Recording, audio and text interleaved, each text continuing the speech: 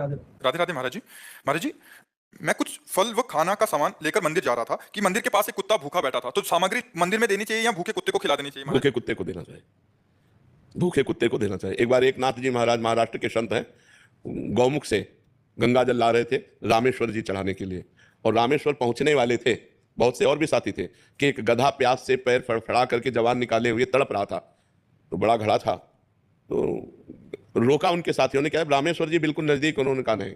तो गधे को ऐसे उठाया, पूरा गंगा जल गधे को, वो आराम से जल पी करके बैठ गया, और वो लोग चले गए। और जे भी बैठा तो देखा भगवान भूत भावन शंकर उसी से प्रकट हो गए, एक नाथ जी के सामने गधे, क्योंकि सर्वत्र भगवान है ना, तो वहां से भगवान प्रकट हो गए। यदि हम मंदिर जा रहे हैं भोग लगाने और कोई कुत्ता ऐसा दिखाई दे रहा है कि भूखा बैठा है, तो हमें चाहिए कि भगवान की भावना करके कुत्ते को पवा देना चाहिए, क्योंकि भगवान कुत्ते में भी हैं। नामदेव जी ने जब कुत्ता रोटी लेके भगा तो घी का कटोरा लेके कहा कि नाथ सूखी ना खाओ, थोड़ा घी चुपरा लो, और तो उन्हीं कुत्ते में से भगवान विट्ठल प्रकट हो गए। ये तो प्रसिद्ध कथा है। तो भगवान सर्वत्र हैं। अगर हमें कोई जीव भूखा दिखाई देता है तो भगवान के भोग को उसको पवा देते हैं, सीधे भगवान पाएंगे। वहां तो भगवान दृष्टि भोग पाते हैं, मंदिर में भगवान सीधे नहीं पाते, दृष्टि भोग पाते हैं, उनकी दृष्टि में केवल आता है। और मुख से तो भगवान सीधे पाते हैं। भूखा कोई आदमी बैठा है, कह रहा है बाबूजी भूख लगी है, पूजा ये लो, केला सेव फल मिठाई खा लो, और मान लो कि हो गया, दर्शन करिए ठाकुर जी के भोग यहाँ लगा दो, दर्शन ठाकुर जी करिए, बढ़िया हो गया जी।